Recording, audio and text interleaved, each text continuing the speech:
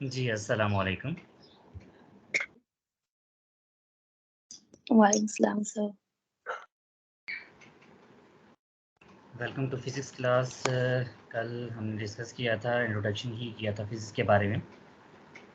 तो एक दफ़ा दोबारा बता देता हूँ कि फ़िज़िक्स बेसिकली हमारे पास जब हमने स्टार्ट किया था फ़िज़िक्स को, तो उसमें 2 चीज़ें इनिशियली मैटर करती हैं, ठीक है? नंबर 1 दैट इज़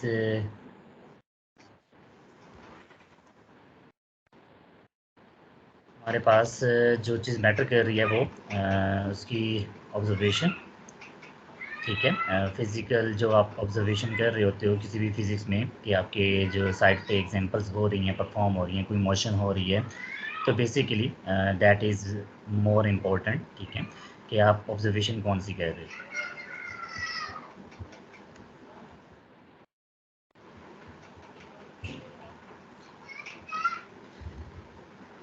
ठीक है, तो हमने मेन चीज़ें जो देखी थी वो एक था मैटर और प्लस उसमें हमने दूसरी चीज़ देखी थी जो कि हमें पता होनी चाहिए, वो है एनर्जी। ये 2 मेन चीज़ें हमने देखी थी फिज़िक्स की डेफ़िनेशन में। This is a matter and energy and their interaction. अब बेसिकली मैटर है, मैटर की टाइप्स हमने कल पढ़ी थी जिसमें क्या था, सॉलिड, लिक्विड एंड गैस। उसके बाद हमारे पास आता है last one that is plasma, और प्लाज़्मा मैंने बताया था कि हमारे पास वो आयोनिक फॉर्म में हम डील कर रहे हैं, ठीक है?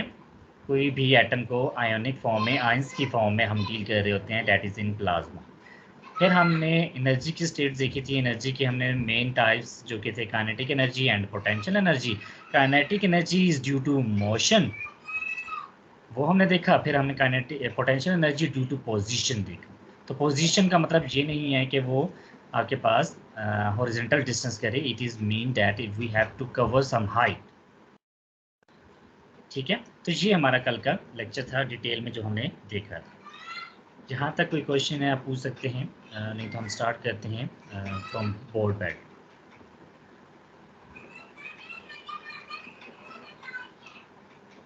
जी, any confusion? Sir yes please. आप एक दफा प्लाज्मा रिपीट कर सकते हैं? सॉरी।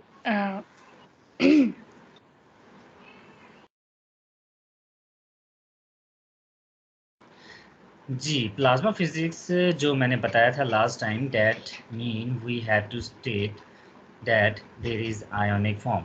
आयोनिक फॉर्म बेसिकली क्या होती है, we have to deal with ions. Ions में हमारे पास कैटाइन होता है और एनाइन होता है, जो कि केमिस्ट्री में आप पढ़ेंगे और या पढ़ा होगा आपने प्रीवियस 9th क्लास में, 10th क्लास में। जिन्होंने नहीं पढ़ा उनको थोड़ा सा आइडिया देता हूँ। तो हमारे पास कैटाइन और एनाइन 2 आयंस की फॉर्म है, ठीक है? अब ये होता क्या है कि हमारे पास लॉस ऑफ इलेक्ट्रॉन होता है इसी कंडीशन में, या गेन ऑफ इलेक्ट्रॉन होता है, ठीक है? जहाँ पे लॉस ऑफ इलेक्ट्रॉन और गेन ऑफ इलेक्ट्रॉन हो रहा है, अब वो जब आयंस बन गया, लॉस ऑफ इलेक्ट्रॉन हो गया, लॉस ऑफ इलेक्ट्रॉन हुआ तो वो बेसिकली H पॉजिटिव बन जाएगा, मतलब हाइड्रोजन पॉजिटिव एटम बन जाएगा, ठीक है? और गेन ऑफ इलेक्ट्रॉन हुआ तो इसका मतलब क्या हुआ कि वो बेसिकली क्या बन जाएगा, Cl नेगेटिव। ये मैंने कल एग्जांपल दी थी, क्लोरीन, ठीक है? तो इन दोनों को अगर मैं कंबाइन करूं तो ये बन जाएगा HCl। एक पॉजिटिव है एक नेगेटिव है, दोनों क्या करेंगे, अट्रैक्ट करेंगे। तो बेसिकली इनमें कोई फोर्स होगी, इनके दरमियान में कोई बॉन्डिंग होगी, इनके दरमियान में कोई प्रॉपर्टीज़ एग्जिस्ट करेंगी जो कि फिजिकल प्रॉपर्टीज़ होंगी, ठीक है? जिसकी वजह से ये आपस में अटैच हो रहे हैं, अट्रैक्ट हो रहे हैं। तो वो जितनी भी प्रॉपर्टीज़ हैं, जितने भी इसके लॉज होंगे, जितने आयनिक फॉर्म में जितने भी हम इनको डिस्क्राइब करेंगे, वो प्लाज्मा में डील करते हैं, प्लाज्मा फिजिक्स में। Clear? Yes sir. Yes, any other question? किसी और स्टूडेंट का कोई क्वेश्चन है यहाँ तक? नहीं तो हम स्टार्ट करते हैं अपना फर्स्ट लेक्चर जो कि प्रॉपर बोर्ड पैटर्न से हम स्टार्ट कर रहे हैं।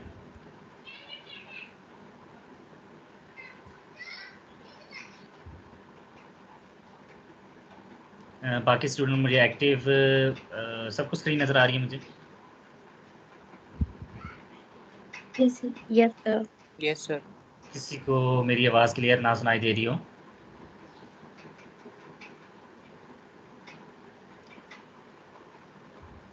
ठीक है, लेट मी स्टार्ट। मुझे थोड़े एक्टिव स्टूडेंट चाहिए, ठीक है, मुझे रिस्पांस बार बार मिलता रहे ताकि मुझे पता चले आप लोग एक्टिव हैं। वैसे तो हम फिज़िकल क्लास में तो देख सकते हैं कि हमें स्टूडेंट एक्टिव नहीं होते तो हम थोड़ा सा उनको डांट देते हैं, ऐसा समथिंग हो जाता है। लेकिन यहाँ पे जो क्लासेस होती हैं ऑनलाइन तो उसमें हमें नज़र नहीं आ रहे आप लोग, ठीक है। तो इसमें बेसिकली मुझे आपका रिस्पॉन्स ही बताएगा कि आप एक्टिव हैं कि नहीं। तो इसलिए मैं बार बार पूछूंगा आप लोगों से कि यहाँ पे समझ आइए, यहाँ पे समझ आइए, जहाँ पे नहीं आएगी वहाँ पे आपने मुझे स्टॉप करना है, वहाँ पे पूछ लेना, ठीक है। जी sir. Okay, sir. Okay, now we have to start with the board pattern, that is pattern board. उसमें हम देखेंगे कि हमारे पास क्या क्या क्राइटेरिया होता है। There are 3 sections, section A, section B and section C.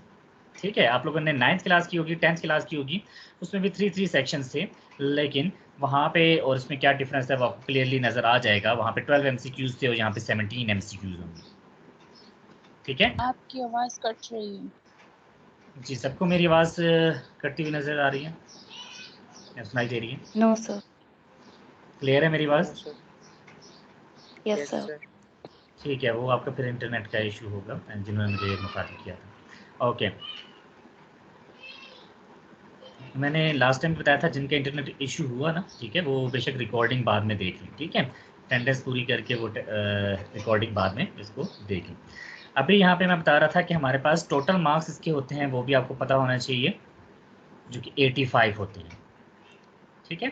85 की डिवीजन कैसे की जाती है वो हमारे पास section A, section B, section C में। सेक्शन ए जो सा है बेसिकली वो है ऑब्जेक्टिव टाइप, ठीक है, जिसमें एमसीक्यूज होते हैं। 17 एमसीक्यूज हैं और 17 ही आपने अटेम्प्ट करने होंगे, 17 मार्क्स के होंगे, ठीक है। फिर हमारे पास आता है जिसमें सेक्शन बी और सेक्शन सी आता है, उसे हम कहते हैं सब्जेक्टिव टाइप। तो ये हमारे पास सब्जेक्टिव टाइप है। सब्जेक्टिव में आप देख सकते हैं कि हमारे पास टोटल 20 क्वेश्चंस होते हैं। 20 में से आपने 14 अटेम्प्ट करने होंगे। नहीं आ रही।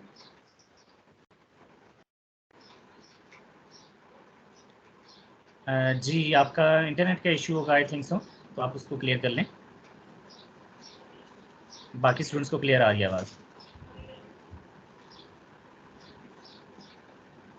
जी, तो मैं बता रहा था कि हमारे पास 14 हमारे पास शॉर्ट क्वेश्चंस आपने अटेम्प्ट करने होंगे 20 में से, ठीक है। 6 की चॉइस होगी आपके पास। और दूसरी बात इसमें आपको शायद एक्सक्यूज मी, इसमें आप लोगों को पहले भी पता चल गया होगा, जो कि आप जिन्होंने 9th-10th के पेपर दिए होंगे तो चॉइस इन्होंने ख़त्म कर दी है, ठीक है। चॉइस का मतलब क्या हुआ कि आप एक्स्ट्रा अटैम्प्ट नहीं कर सकते, ठीक है। तो एक्स्ट्रा अटैम्प्ट नहीं कर सकते तो उसका रीज़न आपके पास यही है कि आपने 14 के 14 ही अटैम्प्ट करने होंगे, तो वो आपने अटैम्प्ट करने होंगे जो बेस्ट होंगे, जो आपको बेस्ट आते होंगे। उसके बाद सेक्शन सी आता है। सेक्शन सी उसी तरह ही है, 3 लॉन्ग है, 2 अटैम्प्ट करने हैं आपको, ठीक है। यहाँ पे आप देखेंगे कि हमारे पास एक मॉडल पेपर है। मॉडल पेपर में आपके पास एमसीक्यूज़ हैं जिसमें सब्जेक्टिव टाइप है। उसमें आप देख सकते हैं कि हमारे पास 17 एमसीक्यूज़ यहाँ पे प्लेस किए गए हैं और जिनमें आप बबल्स फिल करते हो, ठीक है। नेक्स्ट हमारे पास क्या आता है, सेक्शन बी और सेक्शन सी। तो सेक्शन बी और सेक्शन सी में हमारे पास देखेंगे, सेक्शन बी में जो कि 20 नज़र आ रहे हैं शॉर्ट क्वेश्चंस, ठीक है। और इन 20 में से आपने कितने अटैम्प्ट करने हैं? 14 अटैम्प्ट करने हैं, 6 की चॉइस है। नेक्स्ट आपके पास सी सेक्शन, सेम वही जो मैं पहले बता चुका हूँ कि हमारे पास, लेकिन इसमें थोड़ा सा डिफरेंस क्या आएगा, जो 9th-10th में आपने अटैम्प्ट किए होंगे उसमें आपने 2 पार्ट करने होते थे, ठीक है। इसमें आपने 2 क्वेश्चन के साथ 3 पार्ट होते हैं, तो तीनों पार्ट को आपने अटेम्प्ट करना होगा सेम क्वेश्चन में, तो तब आपको मार्क्स फुल मिलेंगे। और अगर एक करेंगे तो एक के मार्क्स मिलेंगे, 2 करेंगे 2 के मार्क्स मिलेंगे, ठीक है। इसमें 2 अटेम्प्ट कर सकते हैं आप और 3 पार्ट्स होते हैं। इसमें क्राइटेरिया क्या होता है, एक लॉन्ग क्वेश्चन होता है, एक न्यूमेरिकल होता है और एक शॉर्ट क्वेश्चन होता है। तो ये 3 क्राइटेरिया तरतीब से बनाए जाते हैं। तो यहाँ तक कोई क्वेश्चन है किसी का तो पूछ सकते हैं। Any confusion? No sir. No, sir. ये तो जस्ट बोर्ड पैटर्न हमने डिस्कस किया, जो कि आपको पता होना चाहिए था। मैंने कहा थोड़ा सा चेंजिंग है तो इसलिए बता दूँ। Let's start with physics first year. और यहाँ पे आप देख सकते हैं कि हमारे पास कुछ चैप्टर्स के कंटेंट्स लिखे हैं, ठीक है। चैप्टर वाइज डिस्ट्रीब्यूशन आपको एक दफ़ा बता देता हूँ कि हमने चैप्टर्स में पढ़ना क्या है। जिन्होंने 9th क्लास पढ़ी है तो उनके लिए काफ़ी अच्छा है, जिनको मैंने लास्ट टाइम भी पूछा था कि 9th क्लास आप लोगों को अच्छे से क्लियर है या नहीं क्लियर। जिनको नहीं भी क्लियर वो यहाँ पे फिर भी मैं उनको इस तरीके से पढ़ाऊँगा ताकि वो 9th क्लास वाला अगर किसी को भूला हुआ है तो यहाँ पे वो सीख लें। दूसरी चीज़ 9th क्लास वाली चीज़ें यहाँ पे रिपीट हो रही होंगी, आपको चैप्टर के नाम से भी थोड़ा सा आइडिया हो रहा होगा कि 9th क्लास की चीज़ें यहाँ पे रिपीट होंगी। तो सबसे पहला जो चैप्टर है चैप्टर की डिस्ट्रीब्यूशन में, तो यहाँ पे आप देखेंगे कि हमारे पास chapter number 1 that is measurement. तो मेजरमेंट हमें क्या कहला है, क्योंकि आपने देखा होगा जिसमें आपने 9th क्लास में पढ़ा था और अभी भी हम जो पढ़ेंगे मेजरमेंट के फिजिकल क्वांटिटीज़। फिजिकल क्वांटिटीज़ में आपने देखा था जिसमें आपके पास बेस क्वांटिटी, ड्राइव क्वांटिटी, ठीक है, ये आता है। उसके बाद आपके पास prefixes, scientific notation, significant figures, ये चैप्टर में सारी चीज़ें वही रिपीट हो रही हैं, बस एक दो टॉपिक्स के न्यू इम्प्लीमेंटेशन होगी, वो न्यू आ जाएंगे, बाकी आपके पास पुराने टॉपिक्स होंगे पहले चैप्टर में मेजरमेंट्स में, ठीक है। दूसरा चैप्टर हमारे पास जहाँ पे आता है that is vector and equilibrium. Vector and equilibrium जिस तरह आपने पढ़ा था लास्ट टाइम ने 9th क्लास में, जिन्होंने पढ़ा था अच्छी बात है, जिन्होंने नहीं याद उनको, तो वो बेसिकली यहाँ पे सीखेंगे जिसमें स्केलर और वेक्टर का डिफरेंस क्या होता है, वेक्टर क्वांटिटी क्या होती है, वेक्टर प्रोडक्ट क्या होगा, ठीक है, आपस में मल्टीप्लिकेशन कैसे होगी, वेक्टर एडिशन कैसे होगी, हेड टू टेल रूल कैसे होता है, उसके बाद इक्विलिब्रियम क्या होता है, ठीक है, सेम वही condition, first condition of equilibrium, second condition of equilibrium, यहाँ पे वही चीज़ें रिपीट होंगी। अब चलते हैं तीसरे चैप्टर की तरफ जो कि मोशन। तो मोशन की टाइप्स आपने पढ़ी थी लास्ट टाइम, लेकिन यहाँ पे मोशन की टाइप्स नहीं पढ़ेंगे, मोशन कैसे होती है, मोशन पे कौन से लॉज अप्लाई होते हैं, ठीक है, ये चीज़ें हम देखेंगे। उसके बाद फोर्स कौन कौन सी होती हैं, फ्रिक्शन फोर्स कौन सी होती है, ठीक है, सेंटीपिटल फोर्स कौन सी होती है, तो ये चीज़ें हम यहाँ पे थोड़ा सा डिटेल में देखेंगे। नेक्स्ट हमारे पास फोर्थ चैप्टर है। फोर्थ चैप्टर में वर्क और एनर्जी। वर्क के बारे में आपने पढ़ा हुआ है कि हम कोई भी काम कर रहे होते हैं फोर्स लगाने से, तो जहाँ पे हम फोर्स लगाएंगे वहाँ पे कोई काम होगा तो वो वर्क होगा। तो वर्क कौन सी कंडीशन में होता है और कौन सी कंडीशन में वर्क नहीं हो रहा होता। इस तरह एनर्जी भी वही बात है कि एनर्जी भी कौन सी कंडीशन में हम कहते हैं कि एनर्जी वर्क के इक्वल है, और एनर्जी कैसे कन्वर्ट होती है, जो कि मैंने स्टार्टिंग में बताया था, conversion of energy, kinetic energy, potential energy आपस में कैसे इंटर कन्वर्जन होती हैं, तो वो भी हम फोर्थ चैप्टर में डिटेल में पढ़ेंगे, ठीक है। और फिफ्थ चैप्टर हमारे पास रोटेशनल एंड सर्कुलर मोशन, जो कि टाइप्स ऑफ मोशन थी। रोटेशनल जो हमारे पास स्पिनिंग ऑफ अ मोशन, कोई चीज़ कोई मोशन स्पिन हो रही है, ठीक है, और इस तरह सर्कुलर मोशन क्या होता है, कोई भी मोशन सर्कुलर में हो रही है, तो वो हम डिटेल से पढ़ेंगे। इसकी थोड़ी सी एग्जांपल्स भी देखेंगे कि हमारे पास कैसे रोटेशनल और सर्कुलर मोशन को डील किया जाता है और कौन से नए फार्मूले हैं जो इनमें हम डील करेंगे जिससे सारी इक्वेशन चेंज हो जाएंगी, ठीक है। मोशन की सारी इक्वेशन जो कि आप सिंपल पढ़ते आए हैं, ठीक है, वो सारी की सारी चेंज हो जाएंगी। इन 5 चैप्टर की अगर थोड़े बहुत आइडिया मैंने दिया है, कोई क्वेश्चन यहाँ तक पूछें।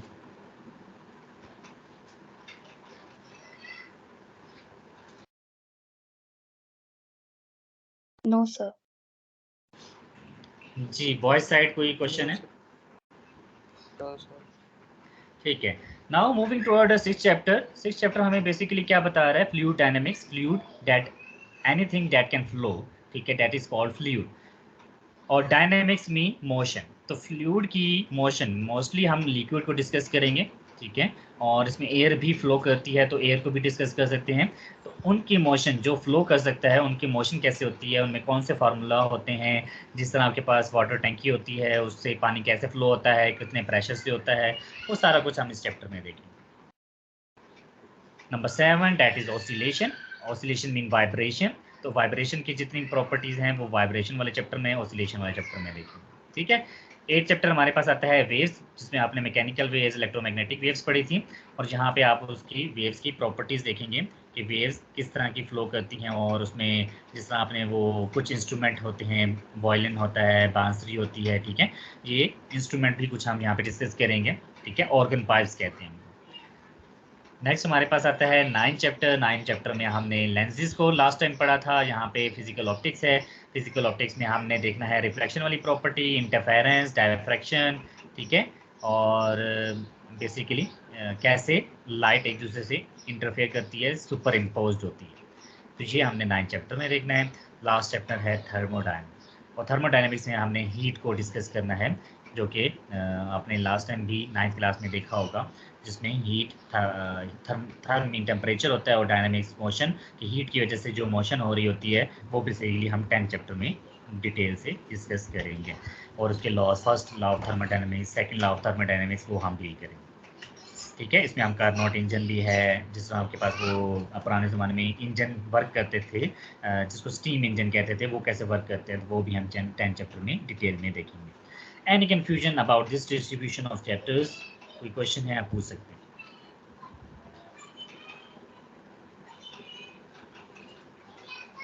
No, sir.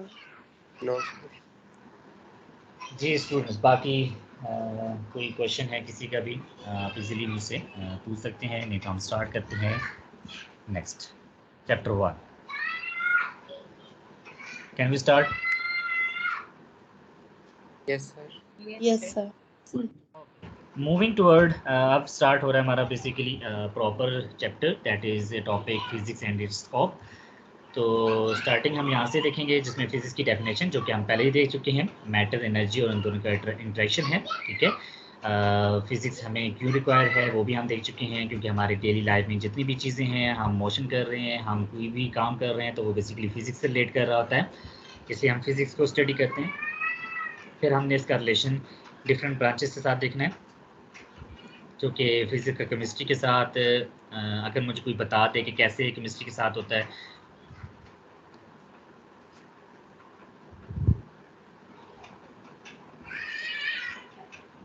जी कोई स्टूडेंट मुझे बता दे कि फिजिक्स का रिलेशन विद केमिस्ट्री कैसे होगा?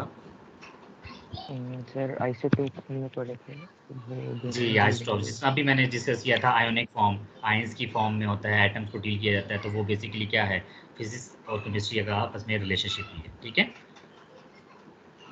बायो के स्टूडेंट्स भी हैं यहाँ पे? जी सर। हाँ जी, बायो वाले फिर स्टूडेंट सोच रहे होते हैं कि हम फिजिक्स क्यों पढ़ रहे हैं, क्योंकि हम तो मेडिकल फील्ड के हैं। तो अगर कोई मुझे बता दे बायो में से कि फिजिक्स और बायो का क्या रिलेशन होता है? अल्ट्रासाउंड में यूज होता है काफी ज्यादा, जो मेडिकल और रेडिएशन जो अल्ट्रासाउंड वगैरह होते हैं उससे। बिल्कुल, रेडिएशन, हार्ट बीट्स होती हैं, ब्लड प्रेशर जिसको कहते हैं, प्रेशर हम फिजिक्स में पढ़ते हैं ना, तो ब्लड प्रेशर कैसे मेजर करते हैं, जो डिवाइसेस आप यूज़ कर रहे हो हार्ट बीट के लिए, ठीक है, वेव्स बन रही हैं, तो वेव्स हम फिजिक्स में डिस्कस करते हैं, तो दे आर रिलेटेड। अक्सर बच्चों को ये चीज़ें नहीं बताई जाती, तो फिर बच्चे कहते हैं कि हम ये चीज़ पढ़ क्यों रहे हैं। तो अक्सर आपका मेन मोटिव ये होना चाहिए कि आपको पता होना चाहिए कि हम चीज़ को स्टडी क्यों कर रहे हैं। अगर वो चीज़ आपको समझ आ जाती है कि हम पढ़ क्यों रहे हैं, ठीक है, हमारी फील्ड के साथ कैसे रिलेट कर रहा है ये चीज़, फिजिक्स कैसे रिलेट कर रही है, तब आपको वो ज़्यादा अंडरस्टैंडिंग में आएगी। ठीक है, तो अब थोड़ा सा हम कुछ नई चीज़ों की तरफ देखेंगे, जिसमें ये कुछ इंस्ट्रूमेंट्स आपने यूज़ किए थे लास्ट टाइम भी आपने देखा था, जिसमें एटॉमिक लेवल भी आपको डिस्क्राइब किया जा रहा है, लेंथ के लिए मीटर, रूलर, आपके पास माइक्रोस्कोप्स हैं। ठीक है, स्प्रिंग सिस्टम, बॉल मूविंग हो रही है, ठीक है, वो सारा कुछ आपको बताया जाए। ये आपके पास रिलेशनशिप है, ठीक है, बायो केमिस्ट्री के साथ है, बायोलॉजिकल केमिस्ट्री है, फिजिक्स के साथ कैसे रिलेट किया जाए, ये 3 मेन ब्रांचेस के साथ आपके पास रिलेशन है।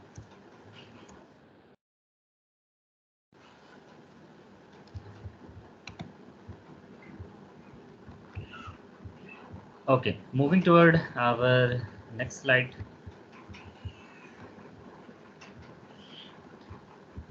Just a minute.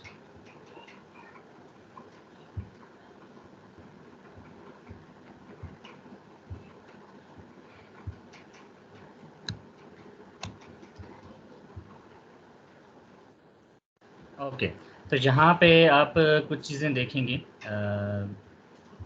जो कि आपने प्रीवियस भी स्टडी किया हुआ है, और जिन्होंने नहीं स्टडी किया हुआ वो यहाँ से डिटेल से देख सकते हैं।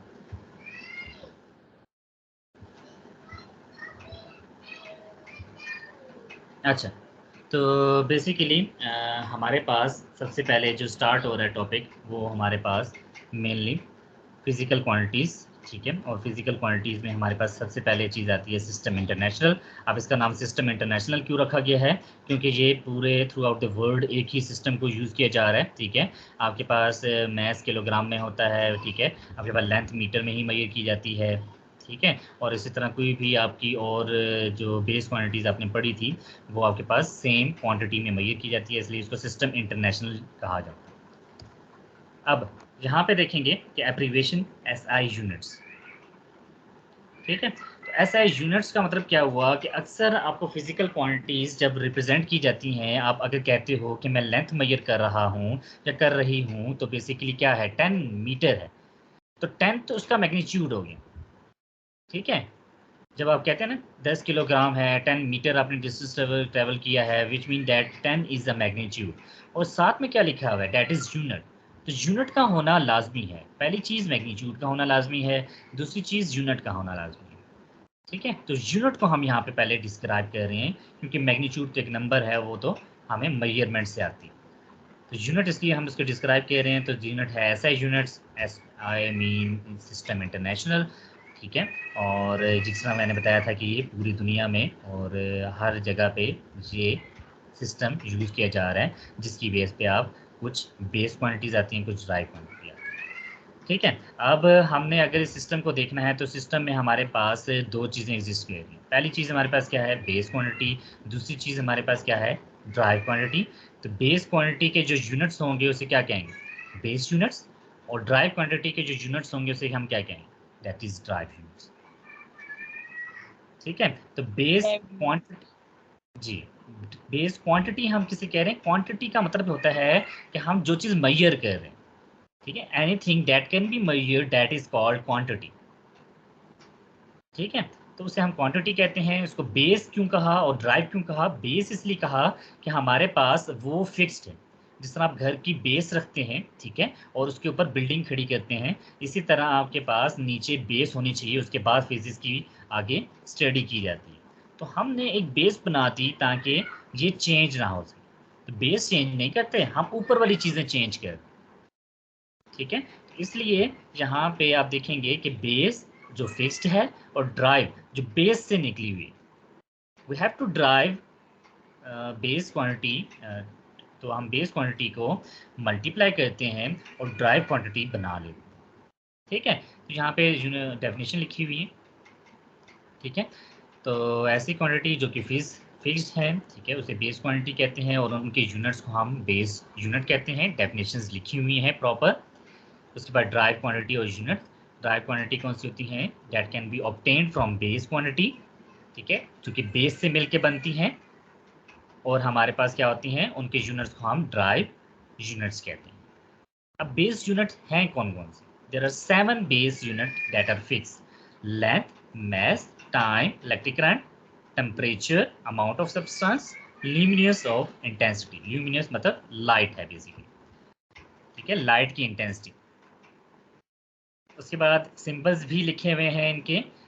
अब एक चीज़ नोटिस करेंगे, यहाँ पे लेंथ का जो सिंबल है वो एल है, एक्स है, आर है, ठीक है। इसके बाद एस भी होता है, और भी डिफरेंट हो सकते हैं। तो लेंथ एक स्पेशल है जिसका डिफरेंट यूनिट हो सकते हैं, आगे हम यूज़ भी करेंगे डिफरेंट यूनिट। अच्छा, तो जहाँ पे आप देखेंगे उसके यूनिट्स भी लिखे हुए हैं। तो लेंथ का यूनिट क्या है, डेट इज़ मीटर। मैस का यूनिट क्या है, किलोग्राम। टाइम का सेकेंड, एम्पियर, केल्विन, मोल, कैंडल। तो इनके साथ में सिंबल्स भी लिखे हुए हैं, जो कि आपको ये 7 के 7 याद होने चाहिए, ठीक है। अगर ये याद होते हैं तो बाकी आपके पास आगे ड्राइव क्वांटिटी मेजर करना, ड्राइव क्वांटिटी की यूनिट को देखना आसान हो जाता है। और ये कुछ यहाँ पे राइट साइड पे ड्राइव लिखी हुई है। तो ड्राइव क्वांटिटीज़ इन्फिनिटी है, मतलब बहुत ज़्यादा है। इन्फिनिटी का मतलब बहुत ज़्यादा है। और जो बेस क्वांटिटी है वो सिर्फ 7। जिस तरह कि मैंने बताया था, ड्राइव क्वांटिटी हम बेस क्वांटिटी से मिला के बनाते हैं। तो एरिया का फार्मूला बेसिकली क्या होता है, लेंथ, और लेंथ को मल्टीप्लाई किया जाता है। तो 2 दफ़ा लेंथ होती है। तो 2 दफ़ा लेंथ का मतलब क्या हुआ, एक दफ़ा मीटर और दूसरी दफ़ा मीटर, दोनों को मल्टीप्लाई करो तो मीटर स्क्वेयर हो जाएगा। तो यूनिट देखिए मीटर स्क्वेयर। वॉल्यूम क्या होता है, 3 दफ़ा लेंथ को मल्टीप्लाई किया जाता है, तो इसका मीटर क्यूब हो गया, ठीक है। आगे फिर हम डिफरेंट फार्मूला पढ़ते हैं वेलोसिटी का। वेलोसिटी होता है d/t। d is a distance, distance length ही होती है, तो डिस्टेंस का क्या होगा मीटर। टाइम का क्या होता है सेकंड, यहाँ पे लिखा हुआ है, आप बेस क्वांटिटी के टेबल में देख सकते हैं। तो क्या बन गया, मीटर पर सेकंड। तो देखिए ना, हमने कहाँ से बनाया, बेस क्वांटिटी से ड्राइव क्वांटिटी बनाना स्टार्ट कर, ठीक है।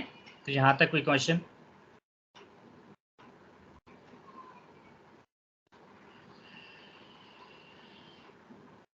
जी स्टूडेंट, कोई क्वेश्चन है यहाँ नो तक? Sir, no sir. सबने ये पढ़ा हुआ था पहले? यस।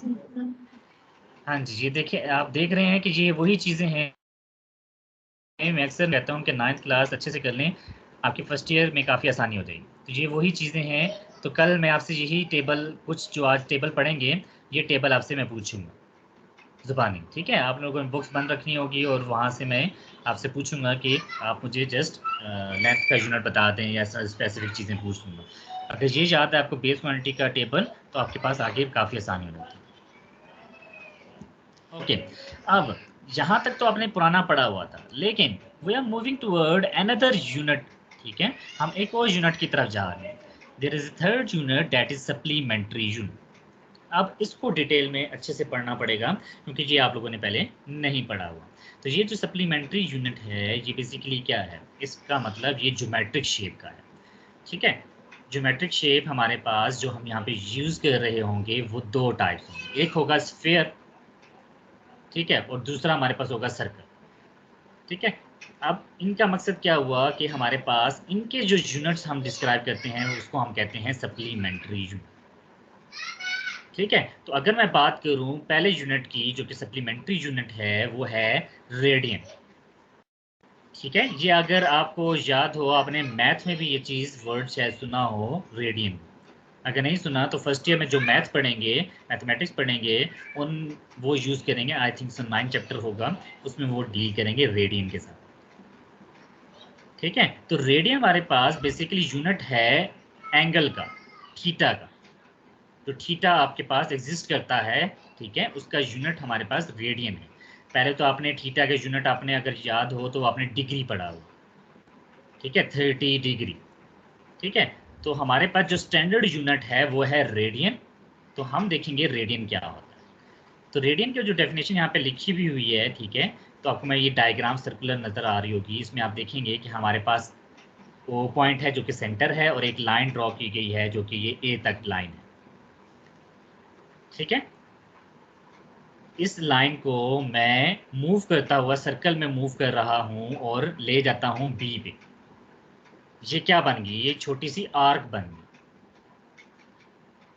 ठीक है? तो एक है हमारे पास रेडियस जो कि ओ से ए तक है, जिसे हम आर कह रहे हैं, और दूसरा हमारे पास ए से बी तक है, जिसे हम कह रहे हैं, जो कि आर्क लेंथ है, जिसे हम एस कह रहे हैं,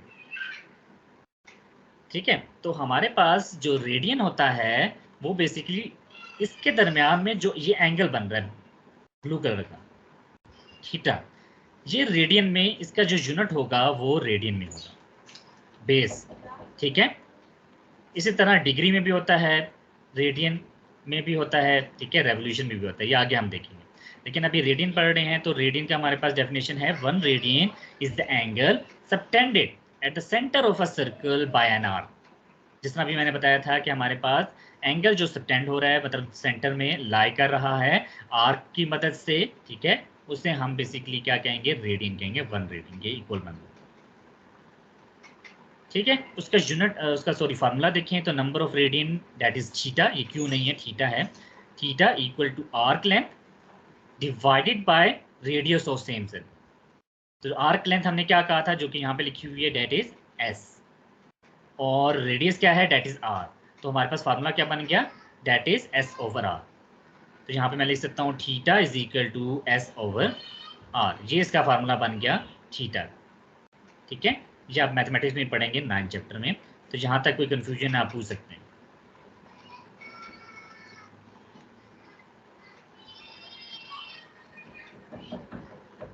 सर, आप ये फॉर्मूला एक दफा फिर समझा सकते हैं?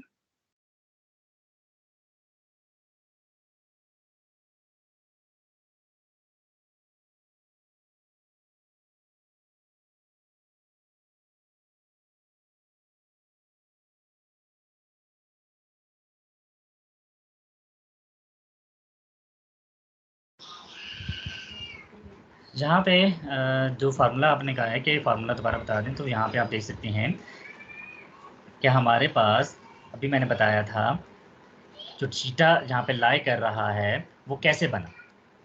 वो डायग्राम की मदद से आप देख सकते हैं कि हमारे पास सर्कुलर डायग्राम है और सर्कुलर डायग्राम हमारे पास यहाँ पे एक दरमियान में रेडियस लाई कर रहा होता है, उस रेडियस को मैं मूव करता हुआ जा रहा हूँ, ठीक है, और एक आर्क बना देता हूँ, बी पॉइंट तक पहुँच जाता हूँ। तो यहाँ पे वही कहा है कि हमारे पास जो नंबर ऑफ रेडियंस आ रहा है, जो ये थीटा बन रहा है, ठीक है, दैट इज थीटा, वो इक्वल बनेगा जो कि ये आर्क लेंथ है, ठीक है, ये जो कर्व बना हुआ है, divided by radius of that circle, ठीक है। तो हमने क्या किया, arc length divided by radius. तो आर्क लेंथ हमें क्या थी, इसको हमने नाम दिया था, एस का नाम दिया था, और रेडियस हमारे पास है आर, तो एस बाय आर ये हमारे पास थीटा बना, जो कि फार्मूला बन गया इसका 1 radian. And confusion?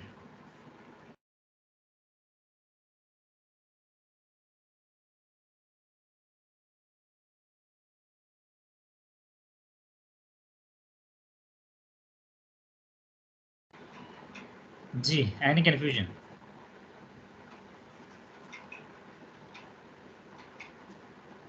No sir. जी, जिन्होंने क्वेश्चन पूछा था उनको क्लियर हो गया? Yes sir. अगर नहीं हुआ फिर भी तो दोबारा आप पूछ सकती हैं। नो सर, क्लियर हो गया।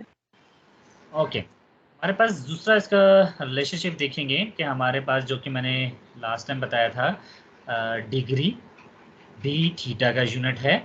इसी तरह हमारे पास दूसरा यूनिट आ रहा है जो कि हमने अभी देखा है, डैट इज़ रेडियन, और इसका तीसरा यूनिट होता है रेवोल्यूशन, ठीक है। तो अब हमारे पास अगर मैं किसी से पूछूं कि हमारे पास टोटल एंगल क्या होता है एक सर्कल में, तो कोई बता सकता है कितना एंगल होगा? 360। Yes, 360 degree. क्लियर करेंगे यूनिट को, तो हमारे पास 360 डिग्री में आ रहा है। तो हमारे पास पूरे ये जो एक रेडियस को मैं मूव करके पूरा सर्कल कंप्लीट कर रहा हूँ, ठीक है, उसको हम रेवोल्यूशन कहते हैं, पूरा 1 रेवोल्यूशन। तो 1 रेवोल्यूशन किसके बराबर आ रहा है? 360 डिग्री की, ठीक है। तो जो टोटल 1 रेवोल्यूशन बराबर आ रहा है वो किसके? 360 डिग्री के बराबर आ रहा है। और अगर मैं इसको रेडियन में देखना चाहूँ तो रेडियन में कैसे देखूंगा? तो लास्ट टाइम हमारे पास फार्मूला क्या था, अभी देख के आए हम, theta is equal to S by R, ऐसे देखें, yes S by sir. R ही फार्मूला है ना। तो एस क्या था? आर्क की लेंथ। तो आर्क जो था वो हमारे पास छोटा सा पोर्शन था, लेकिन अगर इसी आर्क को मैं पूरा सर्कल बना दूं तो वो क्या होगा? सर्कमफेरेंस बन जाएगा। एस हमारे पास कन्वर्ट हो जाएगा सर्कमफेरेंस में। तो ये देखिए हमारे पास एस कन्वर्ट हो चुका है सर्कमफेरेंस में, और नीचे रेडियस है। तो सर्कल का सर्कमफेरेंस का फार्मूला क्या होता है? That is 2 pi are.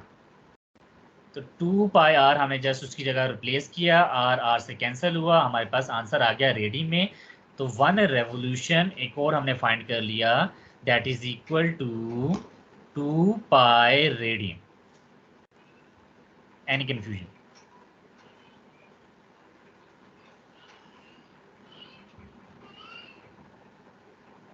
जी, सबको समझ आई है? Yes sir. तो हमने आर्क की जगह सर्कमफेरेंस पुट किया, सर्कमफेरेंस का फार्मूला पुट किया, रेडियस रेडियस कैंसिल हो गया, 2 पाई बच गया, और 2 पाई क्या था? रेडियन, क्योंकि हमने रेडियन में डिस्कस कर रहे थे, ये फार्मूला था रेडियन वाला, तो इसलिए टोटल था रेवोल्यूशन, तो revolution equal to 2 pi radian की इक्वल आ गया। एक हमारे पास था 2 पाई रेडियन, और दूसरा हमारे पास रेवोल्यूशन किसकी इक्वल है? 360 डिग्री। दोनों को हमने कंपेयर किया, ठीक है। तो कंपैरिजन में आप देख सकते हैं कि हमारे पास 2 pi radian equal to 360 degree आ गई। अगर मैं यहाँ से 1 रेडियन निकालूं तो आपको मैथमेटिक्स थोड़ी बहुत आती होगी, जिसमें आप देख सकते हैं कि हमारे पास 2 पाई लेफ्ट साइड पे क्या हो रहा है? मल्टीप्लाई हो रहा है, और राइट साइड पे जाके क्या हो जाएगा? डिवाइड। तो 360 डिवाइडेड बाई 2 पाई, तो 1 लेफ्ट साइड पे क्या बच जाएगा? 1। तो 1 radian that is equal to 360 divide by 2 pi, और 2 अगर कैंसिल करूँ तो ये हो जाएगा हमारे पास 180 बाई पाई।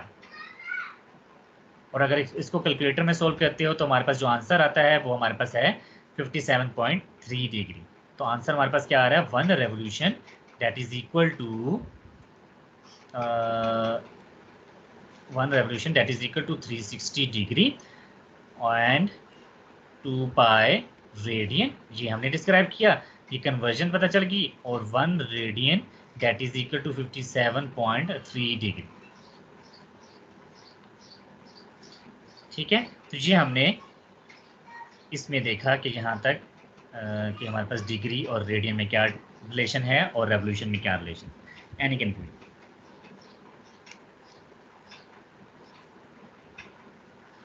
No sir. सबको समझ आ गई? Yes sir. अच्छा, तो हमारा लेक्चर का टाइम यहीं पे ख़त्म हो रहा है। तो इसके बाद स्टीरियडियम था जो कि स्फेयर का था, वो हम फिर इंशाल्लाह कल देखेंगे। तो अभी तक कोई क्वेश्चन है तो आप पूछ सकते हैं।